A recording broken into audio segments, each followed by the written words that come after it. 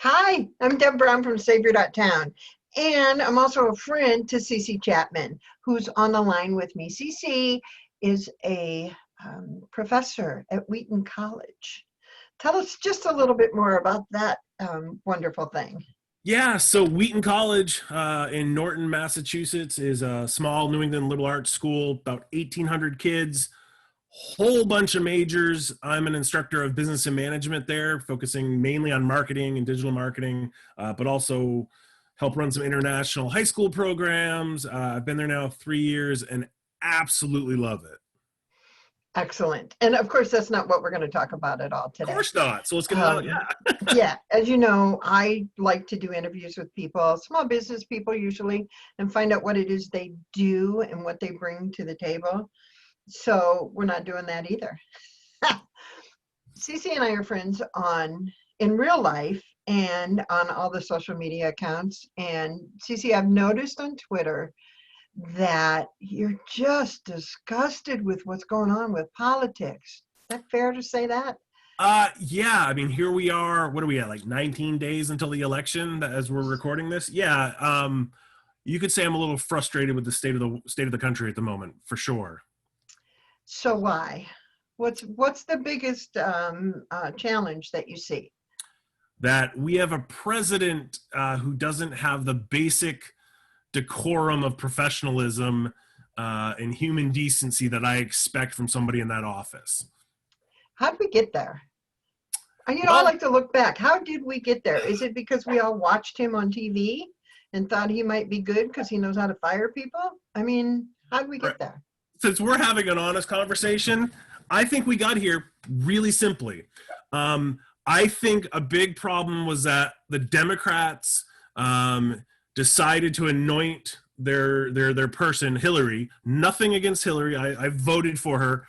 But the fact that we didn't have a primary during that time, people forget we skipped the primaries completely with the Democratic Party that time, and it made no sense. I firmly believe that was a huge thing. It was just Hillary's the one, she's the one. Bernie came along, kind of was there the whole time, but there was never any primary. Where primaries are important, they filter out things. That's a big part. And on the flip side, I completely blame also the GOP for not saying, dude, this guy's got to go. I mean, every time I think about, I don't care if it's talking about him, admitting on tape to sexually abusing women, making fun of a disabled reporter, inciting violence. I mean, the list goes on and on.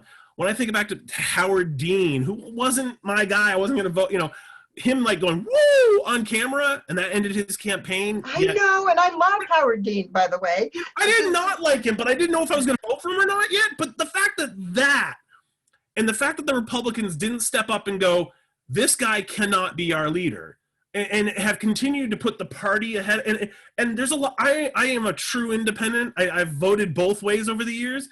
I can't believe they didn't step up and say, this person cannot be, because I know how politics works. There's so much backroom. The fact that he was allowed to be nominated, that I will never, ever forget. And the fact that still over these past 4 years, every time something goes wrong, something he's done, that they just enable him over and over again. And, it just boggles my mind that we as Americans have allowed ourselves to be so divided, to be played by foreign governments because they're loving it. I mean, there's so many things. It's not just one thing, but those are the two things. When I look back, I'm like, the fact that he was allowed to be the nominee and the fact that the Democrats never had a primary, I think are two of the first things that kind of allowed it to happen. Granted, it got crazier and crazier as things went on, but those are the two things I always look back at. Well, I was in Portugal when the voting occurred. Oh, wow. And of course, I voted before I left. Let's be very clear. And to wake up in the morning and realize that Hillary had not won, I was afraid to leave the building, frankly. And everybody we talked to, what is wrong with your country? What is wrong with your country? And my response was always, it's not me. I didn't vote that way. Half the country didn't vote that way. Yeah. So it behooves us to look at why people voted for someone they didn't really know, first of all, other than what they'd seen on TV and the words he'd said, and it Yeah. was all about change. I'm going to bring change. I'm going to drain the swamp. Both of those great things. But he just built a new swamp. He didn't drain anything. He just added to it. Yeah. And what changed? Change for the Nothing. rich. Right. Yeah. The rich got richer. But I know I heard someone the other day. Wait, who was it? I wish I could. Oh, Robin Quivers. I'm a big Howard Stern fan. And his sidekick, Robin Quivers, said something. She was talking to someone and she goes, what I keep asking people is your personal economy, your bank account, your situation better in the last 4 years or not? That's what you should look at. And I was like, it's a really simplified way of looking at it, but it's true because that's the thing to look at. I mean, because let's face it, everything's like the stock market's doing good. Yeah, but how does that help the person on Main Street or, the teacher or this? And it's tough. And you talked about waking up in Portugal. I'll never forget my daughter so let's see, she's 9, so she was 15. Yeah, 15 at the time. And, we stayed up and we went to bed. And I remember we went to bed and it wasn't clear, but it was really clear to me what was about to happen. And waking up in the morning and her going, Dad, how did this happen in this world? How did this election happen? And it took me like several days. And I finally remember telling her, I said, listen, your goal now is to make sure that in 4 years, when you vote for your first time, you're proud of who you can vote for. I said, it's not as easy as everybody thinks it is. It is not easy. And, and now here we are, she's cast, we're opening, voting starts tomorrow here in Massachusetts. Okay. And, we're going to go cast our ballots and I'm really excited about it, and she's not happy with the choice necessarily. And I remember warning her and she was really pissed off when I said, sadly, voting a lot of the times is you picking, not the lesser of two evils necessarily, but which one can you live with, and it's one of those weird, I hate that happens all the time in politics. Well, I want you to encourage her to take a look at which candidate, who they put in their cabinet around them. Oh, yeah. Because the cabinet members on Trump for the last 4 years they've been all cronies. They've all been political cronies, frankly. Betsy DeVos just, that woman. And it's all about money. It's all about money. It's all about, I saw it today. I haven't read it, so I'm not as educated as I should be, but I saw that there's a whole group of senators and congressmen and women putting this thing together, proposing that cabinet members can't be corporate executives. And I'm like, I don't know if that's good. I hate blanket statements. I love the thought of it for sure. Yeah. But it's just, no. But it's I don't think they should be corporate folks that have a direct financial influence, given that they're in that position. Well, it's like I firmly believe, and I know we won't ever put it in place, but I firmly believe nobody should be allowed to be president unless they've had some government office of any level, any sort, anywhere. They should have something, because let's face it, Trump, I'm trying to be semi-nice, but I mean, I don't know, the concept of having a businessman or woman, a business person into government is an interesting thing. That was a bit what sold a lot of people. But business and government are two very different beasts, and I don't know the first thing about government. I'm on my first town committee now, and I'm learning the game of politics, and at the presidential level, you have to have held some sort of government office. I wish that was another prereq, So I think, or at least have watched every episode of West Wing. Have you watched the new special? I have not. It's on my list for the weekend, so it's very I'm good. okay. It's very good. I loved West Wing. How could it not? How could you not? I mean, Aaron Sorkin is an amazing writer. No, great cast. It was fantastic. Yep. But I go to city council meetings in my small town. I actually attend online now because they do them online, which is awesome. I was a Chamber of Commerce director, so it's much not government related, independent, but working hand in hand with the government. So any kind of experience that any of us can get, whether it's volunteering or being involved, running for city council or serving on a committee that interests you, we should all do that. I agree, and I'm loving it. I'm on the committee to basically draft our public art policy, which we don't have one. Nice. And I made the mistake of seeing this survey and wrote to the person, said, hey, if you ever need any help on this. Let me know. Famous last words. And she's like, hey, Cece, I just put you forward. You're on the committee. And I'm like, I'm on the what? Okay, What, cool. a committee? And Yeah, I'm not a sure. fan of committees. I'm a fan of let's just work. Amen to that. But That's our idea of friendly method. So what you're saying is pretty much what everybody that I associate with usually are saying. However, I'm in a unique position that I live rural, and there are a lot of Trump supporters in the places that I live and work. yeah. Some I understand. I know a young man in his 30s that's a co-owner of a jewelry store, and business has been good for him. The policies that Trump has enacted have been good for him. It's interesting in that he's also very much a Christian, and I can't align the things that this man has said and done with my faith, with my belief in how we should act towards one another. It's one thing to screw up. We all screw up. Oh, yeah. To consistently, time after time after time, screw up, there's a problem there. Yeah, and at least your friend has a reason. What drives me nuts is, and this is going to be a big generalization. What drives me nuts is when you talk to, and this is true of any candidate. It's not just a Trump thing, but why do you support this candidate? Oh, I just do. That's not a reason. You've got to have, like, this gentleman owning the jewelry shop. Business has been good for him. That's a reason. Like, again, I'm like, okay, I can't argue with that. I can question, because the other things too. I mean, like, personally, I will, until he dies, I will never forgive him for endangering our country and messing up the country during the COVID crisis. The fact that my wife works at a hospital and we were literally ordering PPE things through Amazon to get to our house because the federal government kept intervening and collect. I can never forgive him for that, for not just the lies and the repeat. People make mistakes. The whole management thing was a cluster, but just the constant lies, and still today, the no masks and endangering, and then closing down. Businesses are never going to recover from this, not for a long time, unless you're an airline or who are getting these payouts and stuff. But then the restaurants, the small business owners, I know so many small business owners who just trying to get those loans. It was a mess, and it's sad to see that, because I know there was some stat the other day about how many restaurants in Boston are never going to reopen again. And, that's just one industry. And I know so many small business owners who are struggling right now just to say, how can we get help? But yet the airlines are bailed out. It's really teaching business, trying to keep politics out of the classroom is really difficult sometimes, because well, maybe tough. you shouldn't. Maybe there should be the open discussion. Yeah. And know that we're never going back to the way it was. Never. Those days that old way is gone and done.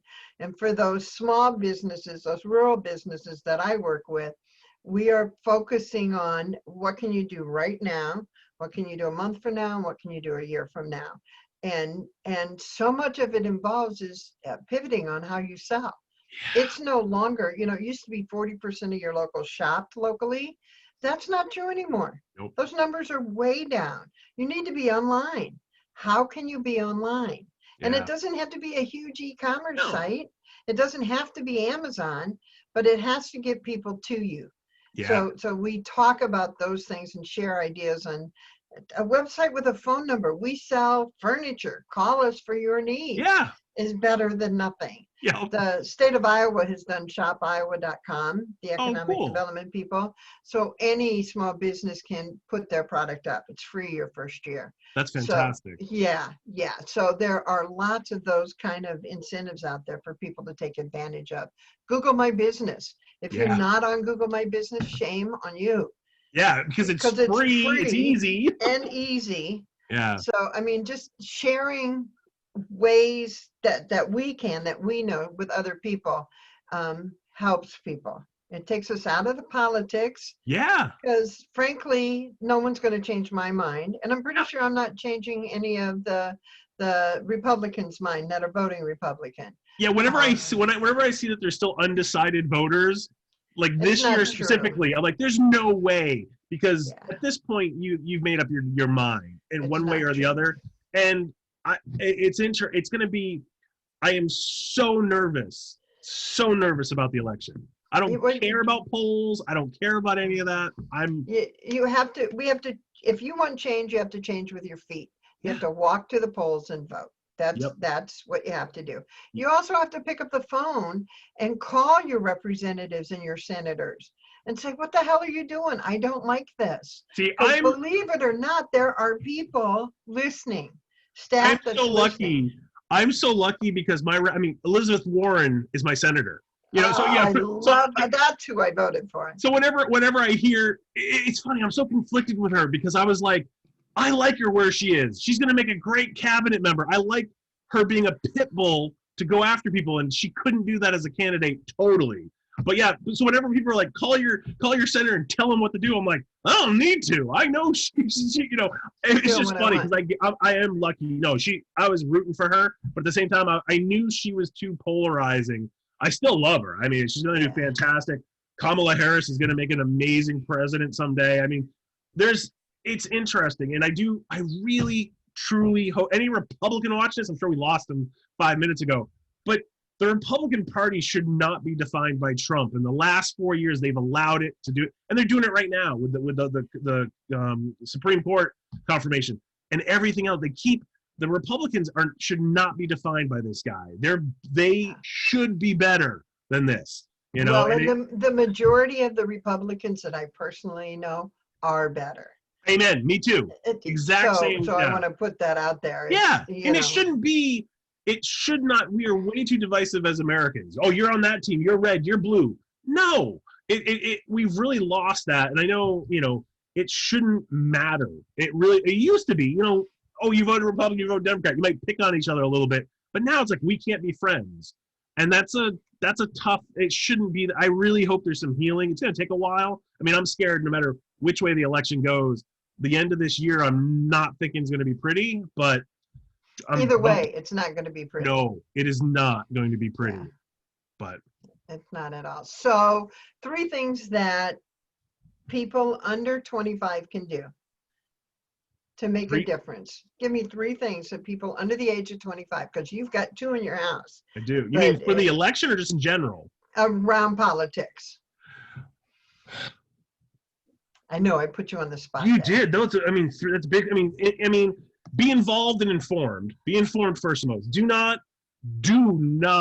get all your information from social media. Be informed of the issues. Dig into the issues that matter to you, so you know who's out there fighting for them. That you have your beliefs, because your beliefs and your values should have nothing to do with candidates. It should be yours, and then you find the candidate that matches as close to them as possible. 2, I would encourage them to do everything they can to make sure that their friends are doing that.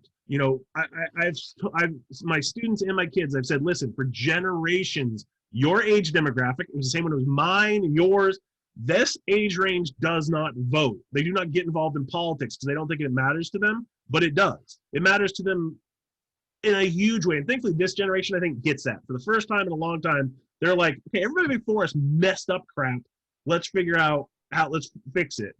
And then don't be scared to get involved. I mean, I say that now. I mean, I don't know. And that could just mean, like you said, that could mean in your town. It could be around an issue that you're specifically big on. But it could also mean you're running for something. I mean, there's nothing wrong with running. I think more youth need to get involved in this. We need more, plain and simple, we need more non-white dudes. Anything, whatever else, every shape, color, size, definition that is not an old rich white dude, please get involved in politics. God, do we need term limits, and we need term limits everywhere, and less non-white dudes. As I say, as a 40-ish white dude, we need more. I love seeing all this diversity in every both, not just, and when I say diversity, I'm not talking just skin color or gender. I'm talking about, where you come from. More small town people, that understand what it is to grow up in a small town versus a city. We need people from everywhere.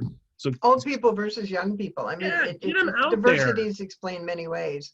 Yeah. And I want to encourage people to visit the businesses that you've not visited before.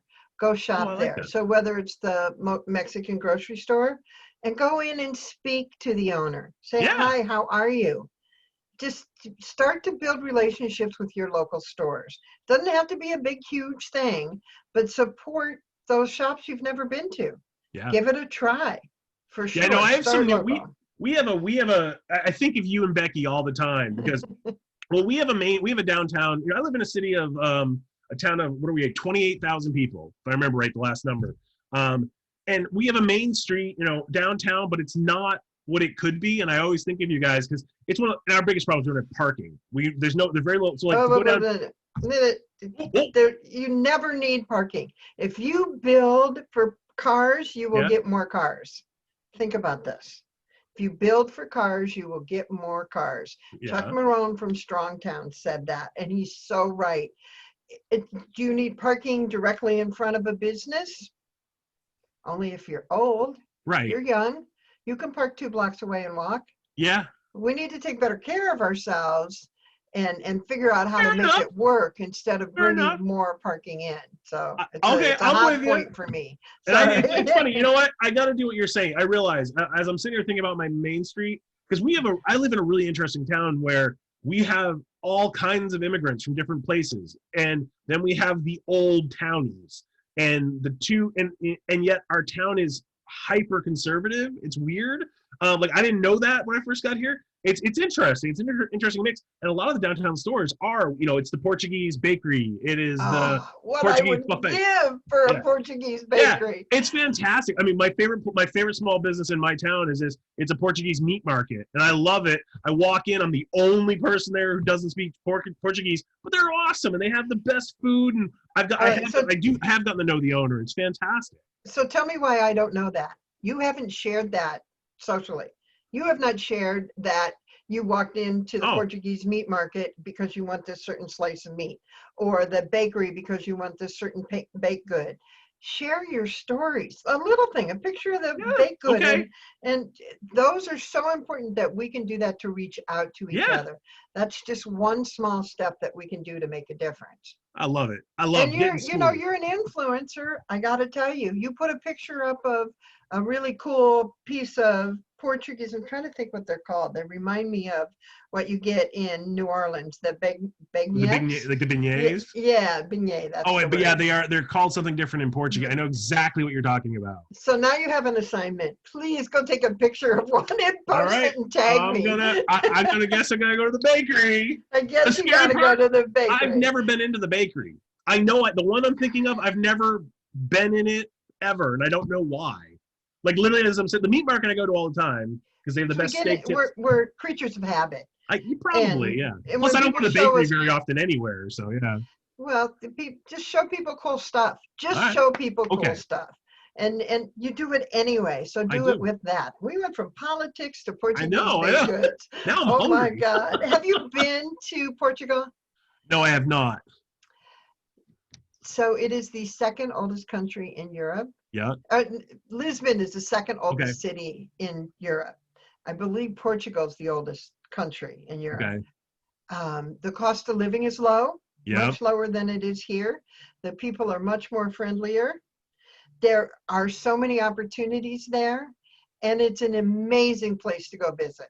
Oh, I want to go. So especially, I mean, we have a lot of like our one of our closest friends literally across the street is part of a huge Portuguese family, and so they their parents came over from there. They still have a place over there in the middle of. She didn't understand. She was telling my daughter, she's like, you would hate it over there. It's just a small house. You have to take a donkey into town. There's no Wi-Fi. And my daughter's going, where is it? I want to go. She's looking it up on Google Maps. She's been taking Portuguese now on, what is that, Duolingo, the iPhone app? I'm so proud of her. She wants to go so bad. She's like, wait a minute, there's a house there that's nobody's living in? Oh, man. She's a misfit through and through. She's a misfit. I love this shot. I love both your kids. But, I know you do. That young one with her shaved head, when she did that, I'm like, yes. Oh, my God, I could kiss you. She's growing it. Yes. It's weird because her hair is about as long as mine is right now, and it's her natural color, which I haven't seen in, I don't know, 4 or 5 years. So it's kind of fun to see. She went purple first. She got purple. Yeah. She's been pink. She's been blue. I love it. I love the colored hair. I love her colored hair. It's just kind of funny. And she's itching. She's trying to figure out, do I dye it? She knows she's not shaving it because winter's about to happen. So she's waiting, but who knows? What a great kid. And we want we want our youth to be fairly represented and to be involved, and because it's their world now. Right. It's not my world anymore. I'm Nope. handing it to you. Yeah. And you'll be handing it to them. I mean, I thought of something else that you were asking about before. One of the things I'm always stressing, because my daughter gets really frustrated about the world, and part of her is kind of just like, F it, there's nothing I can do. And what I get that way. I do too. I mean, the only thing that's kept me sane, literally the only thing that's kept me sane, and I think it's helpful, is focus on what you can directly affect. I know I can't change anything in DC right now, right this moment, except for voting. I can't change the way a politician says something. I can't change anything the way somebody's voting necessarily this moment. But what I can do is I can affect what's right around me, what I can control, whether it's the information I share. Even just the past week, I had this thing where I try not to retweet anything that involves Trump. I try not to. It's hard. And I know. But then I had this mind shift the other day where I went, you know what? Why am I sharing anything comes out of him when there's plenty of other stuff I can share that promotes the candidate I'm for, for Biden? Why can't I focus little shifts like that? But it's so easy to hit that damn retweet button or yell at somebody. For the last debate, I was on a call. I was on a conference. Okay. I was presenting with Becky, and so we had a half an hour left when it was over. That screaming, yelling match. Yeah, and I went to bed. Well, I listened to 2 minutes when I can't do this. So I put it on mute, and then I started following the fact checkers on Twitter. Huge difference in my reaction to the debate. That's something I could share. Okay, here are the facts. Yeah. So when you can't stand the hollering, go see what the fact checkers are saying. Yeah. Well, I have a Twitter list that's called Sanity Check. I've had it for several years now. I mean, way pre-politics. But it's the first column I see, and it's the people that really matter that I know. Like, I'm like, this is my sanity check. And granted, right now, everybody's sharing stuff, but and get away from social media sometimes. Last weekend, I went off the grid completely, no cell service. It was beautiful. It was the most blissful 48 hours I've had. Of course, I was worried. I'm like, when I turn my phone on, what's going to be there? Not, like work stuff, but like what's going to have happened in 40, because nowadays, 48 hours in 2020, who knows what could happen? Yeah, no kidding. Is there a planet even left? Yeah, I hear you. So much we need to fix. And it's going to be a long time coming, but do what you can do where you're at. What? Don't do what you can do right where you're at. Yeah, exactly. Don't stay in the chair. Get up and go talk to somebody. Amen. Take pictures of your bakery, right? Take pictures of your bakery. I'm dying. See, you have an assignment now. I know it's Friday afternoon and you should be recording, but I need to see this, okay? Okay, I will find it. That is so funny. And I have friends that want to see it now. Once I tell them, I have Portuguese bakery in Massachusetts. Oh my God. And it's funny because I don't know why I've never been in this place. It's so funny. Like as I'm sitting here thinking about it, I drive by it all the time, and it's right on Main Street. It's right there, and I don't know why. I've heard nothing but fantastic things about it. So well, now you got a reason to go. And I think they're open. They should be open, yeah. Yeah, it's worth looking up. Yeah. I'll go look at their website and see if they have. See if they have one. They should, hopefully. Yeah, I don't know. And Google My Business. You know, these are two simple things that are pretty easy to do. So definitely. Just keep encouraging your local people, your kids. I will. No, I can't. I mean, especially where, I sit there and, like this semester, I have 98 students that I'm teaching this semester. And a lot of them are first year students. A lot of them are, we've got, I forget how many, like 27 different countries students are from this year. Wow. So I see these students and, when I hear anything that, as a white family, but then I see things being said or done towards kids or, I'm an ally, all those, it angers me because I'm like, these kids need to keep fighting. And I've talked to a lot of them and, thankfully every student I talk to, at least most of them are doing fairly well. Like they realize they need to do something and they're doing what they can. But then, but face it, COVID on top of everything else, there are a lot of, if you have any students, anybody watching this, if you know students out there, check in on them because there's some heavy crap going on right now in the world and they are stressed. And they don't know how to react to it. They don't know how to respond. New. It's all new for them. Yeah. I had the great fortune to talk in a leadership class out in Utah. Yeah, Yes, Idaho, Meridian, Idaho. I'll get it Okay. right yet. To a group of half online, because the half that were home and the other half in the classroom. Yep. An hour, and I thought it was going to be half an hour. It was an hour and a That's half. awesome. Me talking to them about leadership. It That's was fun. the coolest conversation, and it was more me asking questions and listening, right? 'Cause Yeah, that's what I do. And every single, there 4 or 5 of them got together and wrote thank you cards and sent to me. I thought, That's oh awesome. my God, these kids are great. How cool is that? One young man was so proud that he volunteered at a food bank. And I told him, go take your picture in your uniform, send it to me so I can share it. That's Because awesome. would you really do that? And I'm like, absolutely, because that's what we need to do. Yeah. So you make a difference. You may not know it, but you make a difference. And Yeah. you never know where it's going to happen. That is for darn sure. That's a good way to end, isn't it? Yeah, it is. All right, so hit that red button. Everybody, thank you for listening. Hey, wait a minute. How can we reach you? What do we need to know about you?